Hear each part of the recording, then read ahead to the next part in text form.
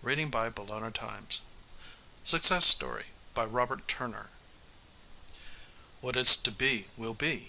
Our only refuge lies in that which might not have been. December 8th, 1952, 2:30 a.m. After a while the blinding light was like actual physical pressure against his tightly squinched eyes. He tried to burrow deeper into the protectively warm, cave-like place where he'd been safe from them for so long. But he couldn't escape them. Their hands, their big, red, hideously smooth hands had him now. They were tugging and pulling at him with a strength impossible to fight. Still he struggled. He tried to cry out, but there was no sound from his constricted throat. There were only the frightening noises from outside, louder now. He tried to twist and squirm against the hands dragging him toward that harsh, blinding light. He was too small, too weak compared to them. He couldn't fight them off. He felt himself being stretched and strained and forced with cruel determination. He didn't want to go out there. He knew what was waiting for him out there. He couldn't go. Not out there where. When Jeff McKinney was 3 years old, he tipped a pot of scalding water from the stove onto himself. He was badly burned and scarred. He hovered between life and death for several weeks. Jeff's father was out of work at the time, and they were living in a cold water tenement. Something about the case caught a tabloid's attention, and it was played up as a human interest sob story.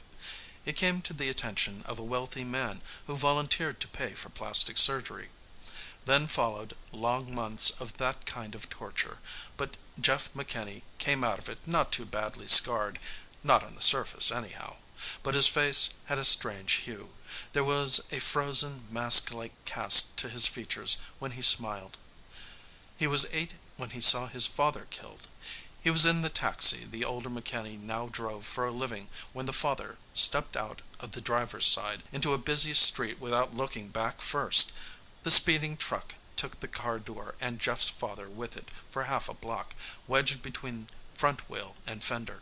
Jeff never forgot the sound of that and the screaming, nor his shock when he suddenly realized that the screams were his own. Jeff was a strange boy. He didn't have an average childhood. The poverty was more extreme after his father's death.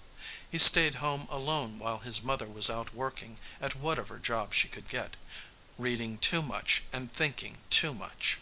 Once he looked at her with haunted eyes and said, "Mother, why is life so bad? Why are people even born into a world like this?" What could she say to a question like that? She said, "Please, Jefferson, don't talk that way. Life isn't all bad. You'll see. Some day, in spite of everything, you'll be somebody and you'll be happy. The good times will come." They did, of course. A few of them. There was the day he went upstate on an outing for underprivileged boys and went fishing for the first time. He caught a whopping trout and won a prize for it. That was nice. That was fun. That was when he was 13. That was the year the gang of kids caught him on the way home from school and beat him unconscious because he never laughed, because they couldn't make him laugh, the year before his mother died. At the orphanage, he didn't mingle much with the other boys. He spent most of his after classes hours alone in the school's chemistry lab. He liked to tinker with chemicals. They were cold, emotionless, immune to joy and sadness, yet they had purpose. He played the cello, too, with haunting beauty, but not in the school band, only when he wanted to, when nobody was around and he could really feel the music. Once, on the way home from his cello lesson in the music building, he saw some boys playing football on the orphanage athletic field. He was suddenly seized with a fierce determination to belong, to grab at some of the shouting, laughing happiness these boys seemed to have. He told them he wanted to join in and play, too. He didn't understand why they laughed so at this idea. They stopped laughing, though, after the first time he ran with the ball, and they all piled up on him and he didn't get up. He lay there looking so ghostly and breathing so harshly and with a trickle of blood coming out of his ears, but Jeff didn't know they had stopped laughing. He recovered from that skull fracture all right, Worse, though, than any of the unhappiness he suffered during his life, worse even than the shocks of his father's and mother's deaths, was the thing that happened to him when he was 20 and working at the laboratories of a big drug company. He met and fell hopelessly in love with a girl named Nina, a girl a few years older than he was. They married, and for the first few weeks Jeff McKinney had happiness he'd never known before, until he came home from work sick one afternoon and saw Nina with the man from the apartment over them. She didn't whine and beg for forgiveness. Nina didn't. She stood boldly while the other man laughed and laughed, and she screamed invective upon Jefferson McKinney, telling him what she really thought of him, a gloomy, puny weakling who couldn't even make a decent living, telling him that she was through with him. A blank spot came into Jeff's life right then. When it was over, Nina and the other man were on the floor, and there was blood on the kitchen carving knife in Jeff's hand. They didn't find him for a while. He changed his name and appearance and hid in the soiled seams and ragged fringes of society. He learned the anesthetic powers of drugs and alcohol. He gave up trying to get anything out of this life. Then they finally picked him up, fished him from the river into which he'd jumped. There were days of torture after that, without the alcohol and drugs his wrecked system craved. Right there was the final hell that could have broken him completely. But it didn't. It was like the terrible crisis after a long illness. Things began to get better, to go to the other extreme after that. A state psychiatrist brought Jeff's case to the attention of a noted criminal lawyer. Neither Nina nor her lover had died from their knife wounds. On the plea of the unwritten law, Jeff McKinney got off with a suspended sentence. The lawyer and psychiatrist learned of his interest and knowledge and talent for chemistry and got him another job in the experimental laboratory of a big university. Later, he married a girl named Elaine, who worked at the lab with him. They had 2 children and lived in a small, comfortable cottage just off the university campus. For several years, they had all they wanted of life: comfort, health, happiness. Jeff thought that life could never be more wonderful. All of his former bitter, cynical views fell away from him.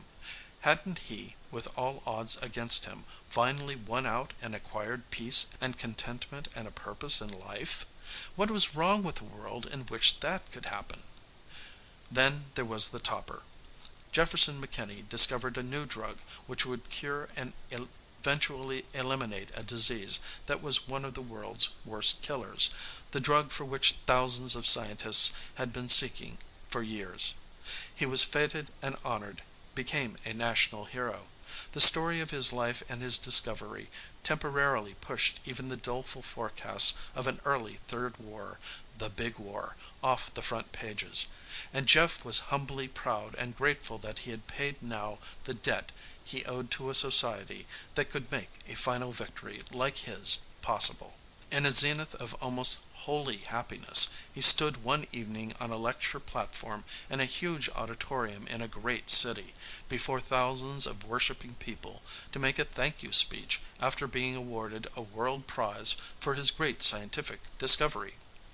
But in the middle of his talk he broke off suddenly. A flash of blinding brilliance slashed through the windows. Horror painted his face. In a whisper he cried, "No, no, it would make it all so senseless." His eyes looked like the eyes of a man with flaming splinters jammed under his fingernails. His face seemed to pucker and grow infantile. Then he screamed, "No, leave me alone. I told you I didn't want to come out here to be one of you. Damn you, why did you bring me out here? For this?" There were the shards of glass from the great auditorium windows, floating inward, turning lazily. There were the brick walls, crumbling, tumbling inward, scattering through the air in the same seeming slow motion. The dust cloud and the sound, the flat blast sound, came after that, as the entire building, perhaps the world, disintegrated in the eye-searing light. December 8th, 1952, 2:30 a.m. The flat of a rubber gloved hand striking flesh made a splatting noise. A thin, breathless, but concentrated crying followed. The doctor looked down at his charity clinic patient, the woman under the bright delivery room lights. "Look at him, fighting like a little demon," the doctor said. "Seemed almost as though he didn't want to come out and join us. What's the matter, son? This is a bright, new, wonderful world to be born into. What are you going to call the boy, Mrs. McKinney?" The woman under the lights forced a tired smile. "Jeff. Jefferson McKinney. That's going to be his name," she whispered proudly. The baby's terrified squalling subsided into fretful, whimpering resignation. End of Success Story by Robert Turner.